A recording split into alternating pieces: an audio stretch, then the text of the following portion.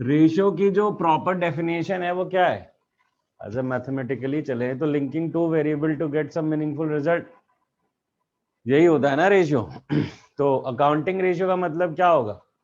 That is linking two accounting variables from the financial statement to get some meaningful result. कि भाई दो चीजों को लिंक करके एक मीनिंगफुल रिजल्ट निकालना है या मीनिंगफुल एनालिसिस करनी है, ताकि जो ना दिख रहा हो वो भी दिखे, राइट? जैसे प्रॉफिट का बढ़ना और प्रॉफिट मैंने एब्सोल्यूट टर्म में, और प्रॉफिट का परसेंटेज टर्म में बढ़ना, ये दो डिफरेंट चीज है। प्रॉफिट हो सकता है कि एब्सोल्यूट टर्म में इंक्रीज हो जाए क्योंकि आपकी सेल्स इंक्रीज हुई है, बट क्या रेट ऑफ प्रॉफिट भी बढ़ा है? क्योंकि रेट ऑफ प्रॉफिट कांस्टेंट रहेगा, 1 यूनिट बेचो या 10,000 यूनिट बेचो।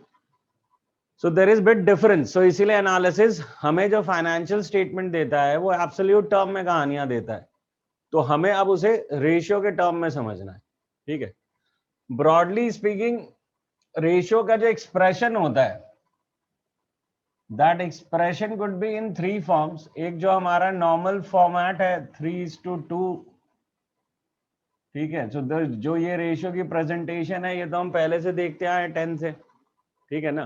कि 3:2, 5:2, 4:1, जो भी है, ये रेशियो का एक तो है ही है। दूसरा एक्सप्रेशन होता है इसका टाइम्स, कि 3 times, 4 times, 5 times in case हम रोटेशंस काउंट कर रहे हैं।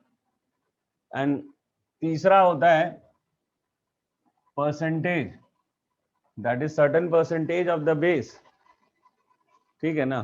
तो जो भी डिनोमिनेटर है उसका सर्टेन परसेंटेज। सो दिस, ये 3 एक्सप्रेशन यूज होंगे जब हम यहाँ पे रेशियोज फाइंड आउट करेंगे। अलग अलग जगह पे अलग अलग कहानियां हैं, तो वो मैं बताता जाऊंगा जब रेशियोज यूज करेंगे। अब as far as ratios are concerned, they can be broadly classified in 4 parts. 4 part में से अभी हम पहला देख रहे हैं, that is basically profitability ratio. First part क्या है? सॉरी, लिक्विडिटी रेशियोज, ठीक है? तो अभी हम 4 में से एक पार्ट देख रहे हैं, that is liquidity ratios. What are the 3? They are solvency ratios, turnover ratios और activity ratios and profitability ratio. अब वो हम सेगमेंट वाइज देखेंगे, आज हम सिर्फ फोकस करेंगे लिक्विडिटी रेशियोज पे, ठीक है? So let's see liquidity ratios. तो लिक्विडिटी रेशियोज में का मतलब होता है शॉर्ट टर्म सॉल्वेंसी रेशियोज, कि शॉर्ट रन में कंपनी कैसे परफॉर्म कर रही है। शॉर्ट टर्म मतलब कि भाई 2 महीने, 4 महीने, विद इन 12 मंथ्स की जो परफॉर्मेंस है वो बेसिकली जो फर्म है या कंपनी है उसकी कैसे चल रही है, वो जानने के लिए हम लिक्विडिटी रेशियोज निकाल रहे हो। तो first one under this is basically current ratio. So what is current ratio? Is denoted by current assets upon current liabilities, ठीक है?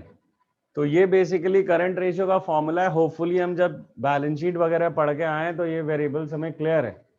तो करंट एसेट के अंदर क्या आता है और करंट लाइबिलिटीज के अंदर क्या आता है। माइंडेड करंट एसेट जो होंगे they would be excluding loose tools. ये लूज टूल्स आते हैं तुम्हारे इन्वेंट्री के अंदर। तो करंट एसेट के अंदर यहाँ पे लूज टूल्स इंक्लूड नहीं करना, बिकॉज उनकी कोई वैल्यूएशन होती नहीं, राइट? वो बहुत ही छोटे स्मॉल अमाउंट की चीजें हैं जिसका कोई रिटर्न हमें मिलना नहीं है उससे, या पैसा हमें उसका वापस नहीं मिलना होता। So we exclude that loose tools. इसके साथ एक और फॉर्मूला है जो नॉर्मली हम डील करते हैं, दैट्स कॉल्ड वर्किंग कैपिटल, ठीक है? वर्किंग कैपिटल का क्या मतलब है? Working capital is basically the amount that is required to start a business. जो शॉर्ट रन ऑपरेशन है वो करने के लिए हमें ये पैसे की जरूरत पड़ती है। That is, it's a gap between the current assets and the current liabilities. Current asset और करंट लायबिलिटी मतलब आपकी जब तक सेल कन्वर्ट होके कैश ना बन जाए तब तक के लिए आपको कुछ पैसों की जरूरत पड़ती है, उसे वर्किंग कैपिटल कहते हैं। So it's basically current assets minus current liabilities. अब एक चीज का ध्यान रखना कि यहाँ करंट एसेट में ऑल हैं, सारे के सारे आएंगे। ये मीनिंग चेंज सिर्फ यहाँ के लिए होता है। इनके लिए मीनिंग चेंज नहीं हो रहा है, बाकी हर जगह करंट एसेट में लूज टूल्स होंगे। For the purpose of formula हमने यहाँ पे एक्सक्लूड किया है, ठीक है। So this is obviously including loose tools, और कहीं पर भी और करंट एसेट देगा तो हमें यही अज्यूम करना है कि that is including loose tools है, राइट? बात समझ में आ रही है? So now this is the formula, ये करंट रेशियो का फॉर्मूला है, जिसमें हो सकता है ये भी क्वेश्चन में दिया और हमें इस्तेमाल करना पड़े।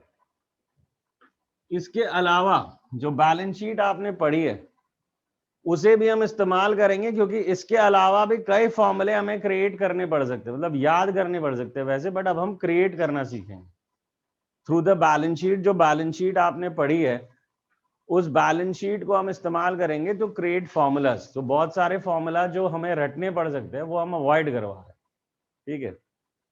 तो obviously you have seen the balance sheet, अभी अभी देखी है तुम लोगों ने बैलेंस शीट, राइट?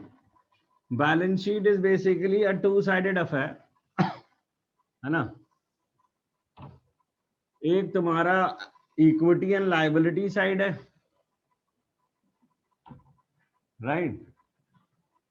इसके अंदर बाइफिकेशन में सबसे पहला है शेयर होल्डर्स फंड, दूसरा नॉन करंट लायबिलिटी, और तीसरा करंट लायबिलिटी। जो सेकंड था वहां पे that is money pending allotment, that is money received और फॉर एप्लीकेशन पेंडिंग अलॉटमेंट, वो अवॉइड किया मैंने क्योंकि वो नॉर्मली यूज होता नहीं, तो वो बेसिकली मैंने इग्नोर मारा हुआ है। तो ये हो गया तुम्हारा एक साइड। दूसरी साइड है तुम्हारी एसेट साइड। एसेट साइड में पहला मैंने लिया नॉन करंट एसेट, और इसी में से एक और हेड निकाल के अलग से बनाया non current investment. Non current investment non current asset के नीचे ही होते हैं, बट मैंने उसे स्प्लिट करके दूसरा हेड क्रिएट कर दिया यहाँ पे, या दूसरा हेड बना दिया उसे। तीसरा है करंट एसेट, जो कि हमें पता है। सो यहाँ दो हेड थे जिसको 3 किया, और यहाँ 4 थे जिसको 3 किया, तो हिसाब से अब मेरे पास यहाँ 3 हेड बचे हुए, right? Now the word equity और the share holders fund is one and the same. Equity मतलब होता है ओनर स्टेक, या स्टेक होता है बेसिकली मतलब, बट अकाउंटिंग टर्म में जब हम वर्ड इक्विटी की बात करते हैं that is basically owner stake, so that's basically share holders fund, ठीक है। दूसरा है non current liability and current liability. अगर आप इनको एड अप कर लो, ये दोनों अगर एड अप हो जाते हैं तो that's called total debt, they are called total debt और टोटल एक्सटर्नल लायबिलिटीज, ठीक है। इसे क्या कहते हैं? टोटल डेट और टोटल एक्सटर्नल लायबिलिटीज, कि बाहर वालों का कितना पैसा हमें देना है, because they would be used as formula. अभी मैं दिखाऊंगा कैसे, ठीक है। नाउ शेयर होल्डर फंड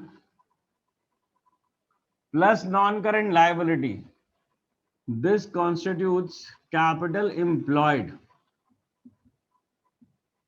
क्या कहते हैं इसको हम? Capital employed, that is money invested in the business on long term basis, is basically called the capital employed. कि लंबे टाइम के लिए जो पैसा बिजनेस में इन्वेस्ट है वो किसका होता है? एक तो हमारा, और लॉन्ग टर्म बेसिस हमने जो बाहर वालों से लिया है। फर्दर रिड्यूस्ड बाय, आगे और इससे सब्ट्रैक्शन हो सकती है, that is non trade investments, ठीक है, नॉन ट्रेड इन्वेस्टमेंट्स। और इसको हम this is basically non trade investment. And एक चीज और आ सकती है, दैट इज अनअमोर्टाइज्ड एक्सपेंसेस, जो कि सिलेबस में वैसे नहीं है, बट हम इसे फिर भी अभी इंक्लूड करके चल रही है। ये बहुत एक्सेप्शनल आइटम है, इसको तो अभी छोड़ दो। अभी याद रखो इसको कि कैपिटल एम्प्लॉयड का मतलब होता है normally share holder fund plus non current liability, ये नॉर्मल फंड है। Exceptionally if there is non trade investment, non trade investment क्या होती है? That is non current investment के दो पार्ट होते हैं, नॉन ट्रेड एंड ट्रेड। अगर बाइफिकेट किया हुआ है तो ठीक है, otherwise non current investment is always non trade investment, ठीक है। यानी कि अगर अलग से मुझे नॉन ट्रेड इन्वेस्टमेंट गिवन है तो मैं इसे माइनस करूंगा, अगर मुझे अलग से नहीं गिवन है, सिर्फ non current investment word given है, तब भी माइनस करूंगा, क्योंकि in absence of information non trade investment and non current investment same चीज होती है, ठीक है। और अनअमोर्टाइज एक्सपेंसेस, वैसे तो ये सिलेबस से हट चुका है, बट एज सच बुक में मेंटेन किया हुआ है, तो हम भी मेंटेन करेंगे, ये भी फर्दर माइनस करेगा इन दो फिगर्स को, या रिड्यूस करेगा इन दो फिगर्स को। तो in normal circumstances capital employed का क्या मतलब है कि मेरा ओनर का पैसा और ये further reduced by two things, non current investment और अनअमोर्टाइज्ड एक्सपेंसेस, अगर है तो, जो कि एक्सेप्शनली वो मिलते नहीं है। तो हमने एक और फॉर्मूला क्रिएट किया यहाँ पे, that is capital employed. But obvious आप एक चीज और जानते हो कि this total is equal to this total, so we can say total of equity and liabilities is equal to total of assets, ये तो पता है ना, ठीक है। तो बट ऑब्वियस है कि LHS is equal to RHS खेल सकते हैं ना, दैट इज 1 + 2 + 3 above is equal to 1 + 2 + 3 below, ये तो खेल सकते हैं ना। तो Ayaan, if total asset is given to me and capital employed is given to me, what can I find? क्या मिल सकता है मुझे? अगर टोटल एसेट गिवन है और कैपिटल एम्प्लॉयड गिवन है, तो क्या निकाल सकते हैं हम?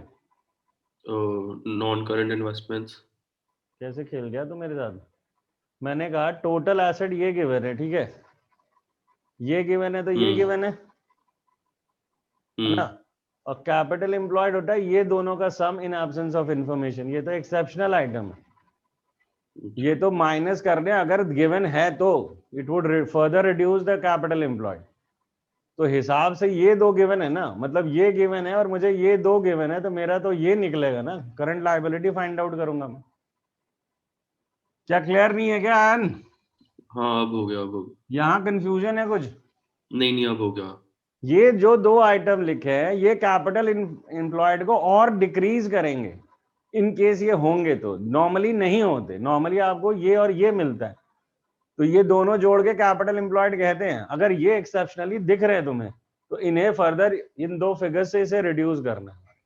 सो the total formula for the capital employed is this plus this minus this to.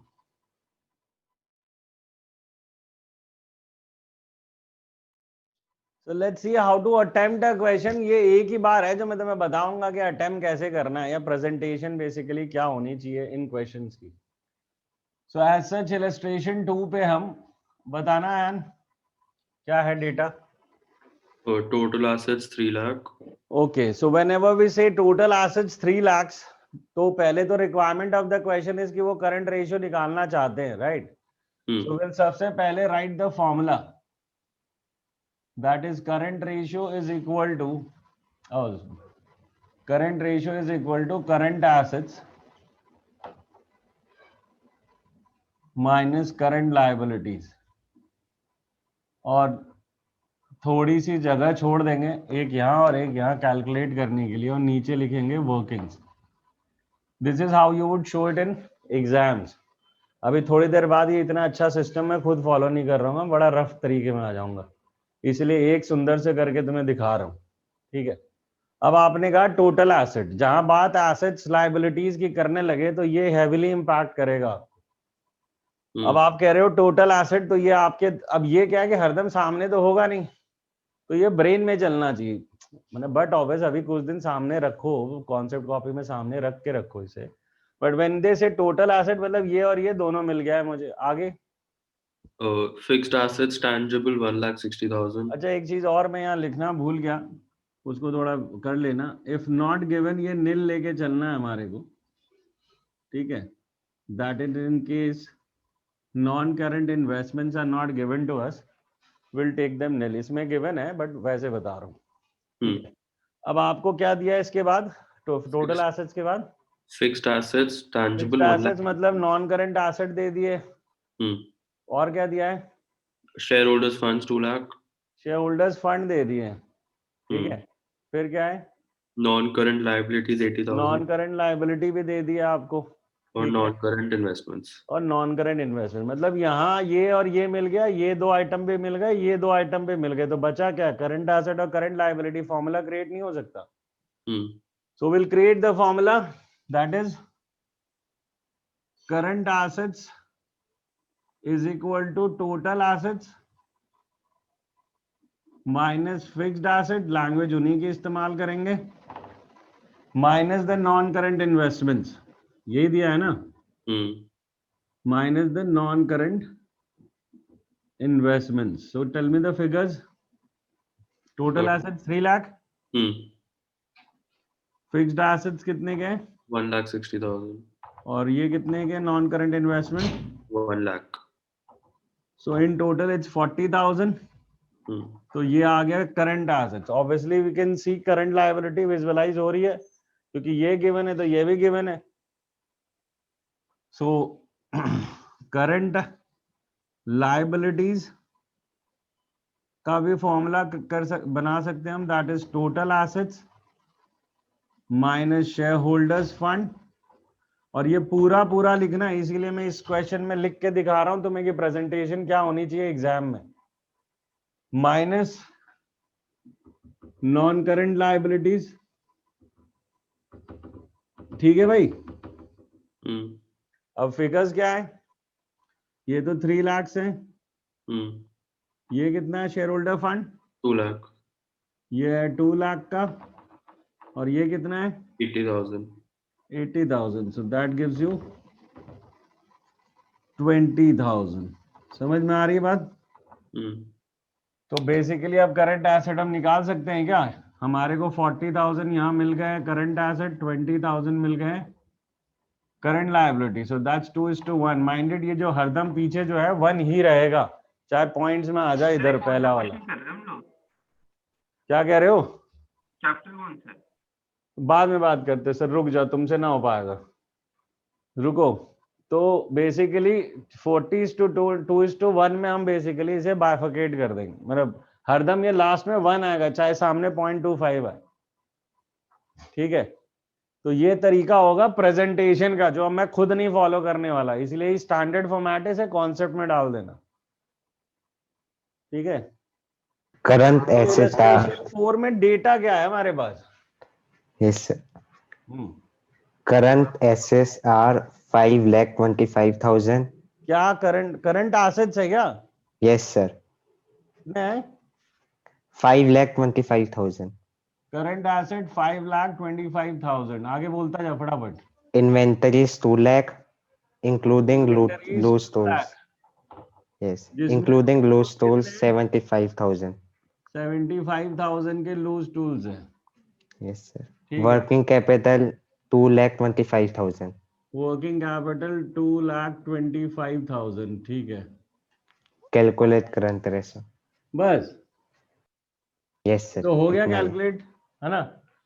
इसमें Yes, sir. कैलकुलेशन क्या, करंट एसेट दे दिए तुझे, तो current ratio is equal to 5.25 lakh minus inventory, जो लूज टूल्स है वो हटा देंगे क्योंकि इन्वेंटरी तो इंक्लूडेड होगी ना करंट एसेट के अंदर.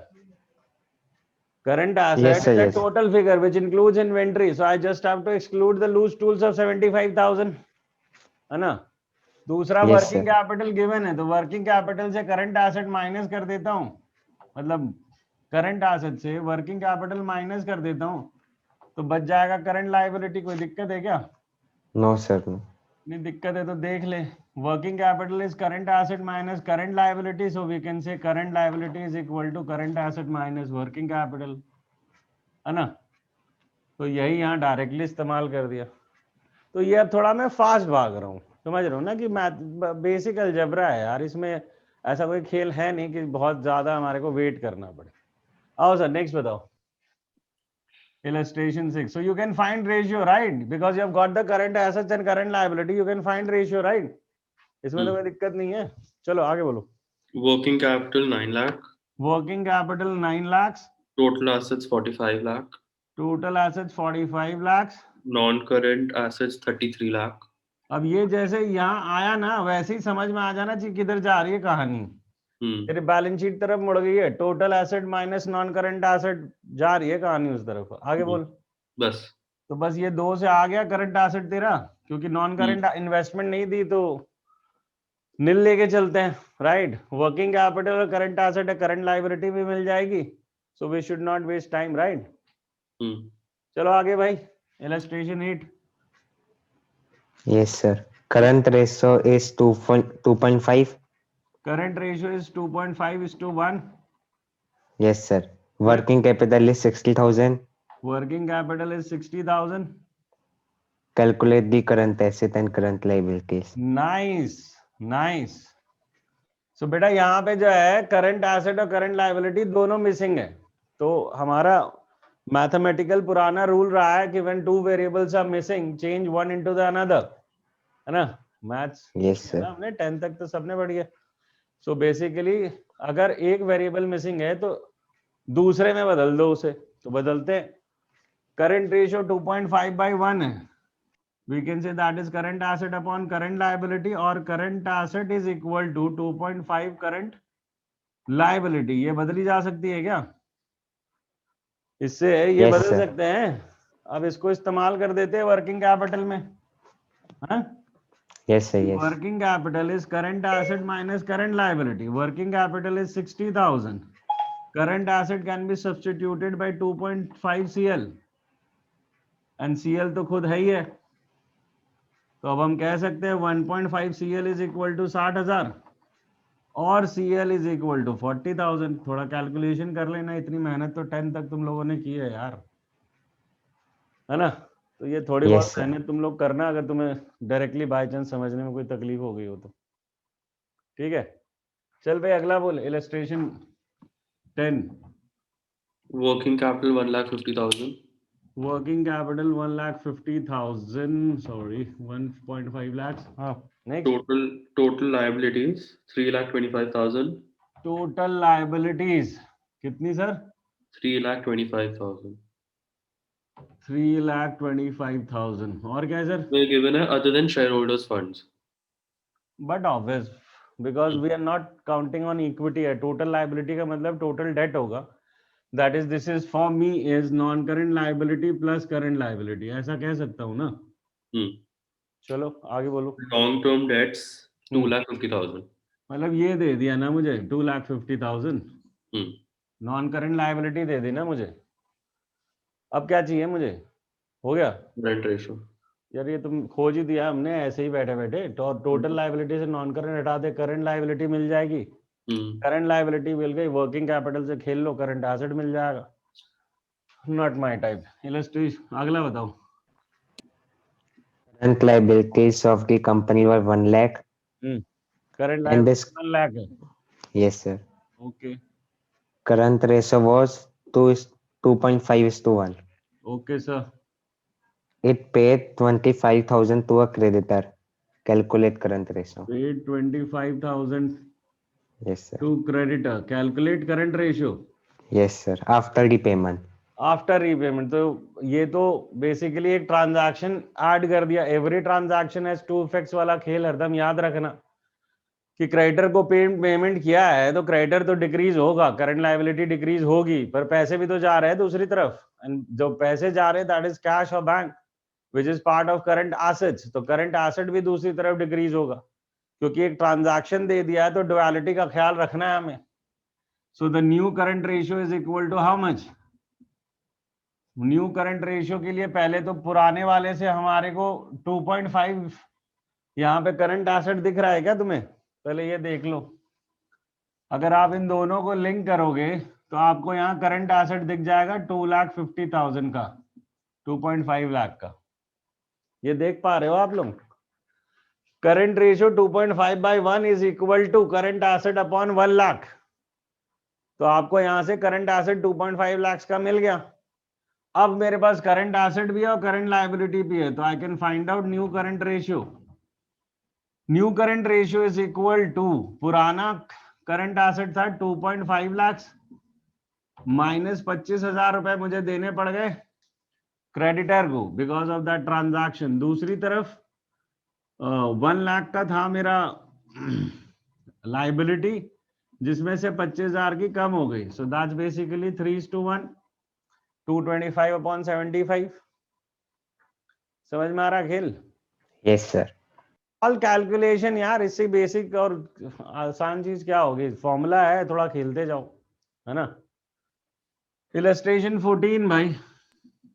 A firm had current assets of 3 lakh. Current assets of 3 lakhs.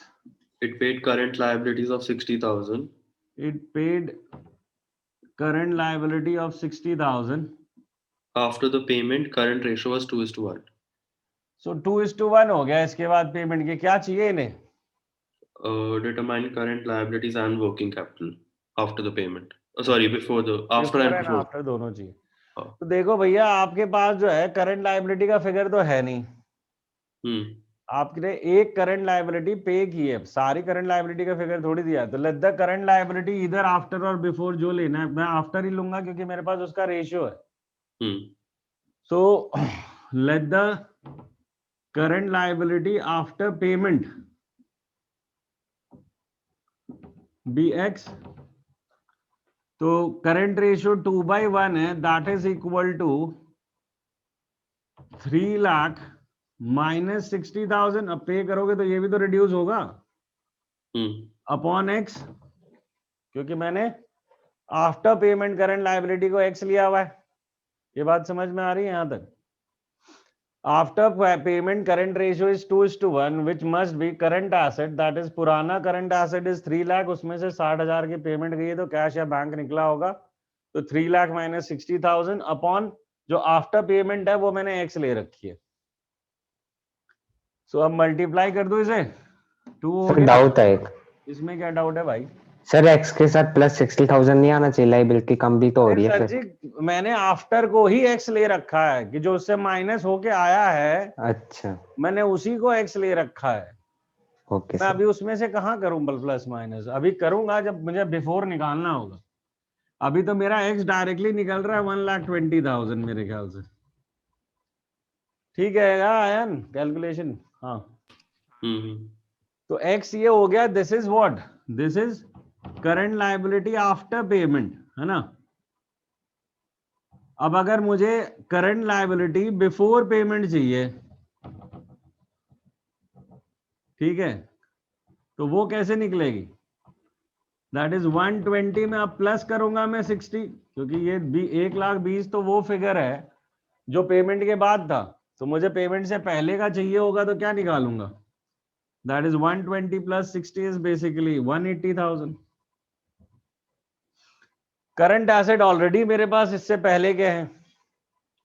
Current asset मेरे पास ऑलरेडी पहले 3 लाख और आफ्टर वाला 240 है. So you can find out whatever you want, because आपके पास current asset before and after है, आपके पास current liability before and after है, आपके पास करंट रेशियो आफ्टर का आप चाहो तो बिफोर वाला भी निकाल लो, because that is simply 3 lakh divided by 180. ठीक है ओके. Yes sir. तो ये तो हो गई कहानी यहां तक. आगे देखते हैं. सो एक आखिरी इलस्ट्रेशन 13 देख लेते हैं. इसका एक थोड़ा इंपॉर्टेंट है और उसके बाद हम नेक्स्ट वाले रेशियो पे जाएंगे. चलो बोलो भाई 13 क्या है? current assets 6 lakh. Current asset 6 lakh. वैसे रेशियो डायरेक्टली गिवन है. करंट रेशियो मतलब 6 lakh is to 4 lakh given है ना, यही तो कह रहा है. हाँ तो कोई दिक्कत नहीं है. मतलब करंट रेशियो डायरेक्टली गिवन है मुझे इन अ फॉर्म, एब्सोल्यूट फॉर्म में भी दे दिया 6 लाख इज टू 4 लाख में. ये कह सकते हैं ना कि जो कि 3:1 हो गया basically. 1.5:1. Okay I am sorry then. So basically 6 lakh is to 4 lakh दे दिया, दैट इज 1.5:1 दे दिया. चलो आगे बोलो. The accountant of the firm is interested in maintaining a current ratio of 2:1. Okay they want that the ratio from 1.5 से 2.1 हो जाए उनका. ठीक है कैसे करें? बड़ा हाँ. आगे बोला होगा ना कैसे करेगा वो. By paying a part of the current liabilities. तो कुछ करंट लायबिलिटी पे करना चाहता है. फिर से ये मैथ्स में ले आया हमें कि वो कुछ तो हमें पता है नहीं. लेट द कुछ भी एक्स, है ना. So let the current liability to be paid is X. ठीक है. तो करंट लायबिलिटी जो पे करनी है अगर वो एक्स है तो इसका मतलब अगर मुझे 2:1 करना है तो 6 लाख से माइनस एक्स करना है और 4 लाख से माइनस एक्स करना है, क्योंकि पे करोगे तो फिर से डुअलिटी आएगी कि करंट लायबिलिटी कम होगा तो करंट एसेट भी कम होगा एक्स से. अब इसे x को सॉल्व कर लोगे तो 2 लाख मिल जाएगा तुम्हें, राइट। अब इतना काम तो सीखो यार, 10 तक पढ़ाई करिए तुम लोगों ने। सो बेसिकली इस केस में तुम्हारा 2 लाख रुपए की अगर लायबिलिटी के पेमेंट करते हो तो तुम्हारा रेशियो 2:1 पे आ जाता है।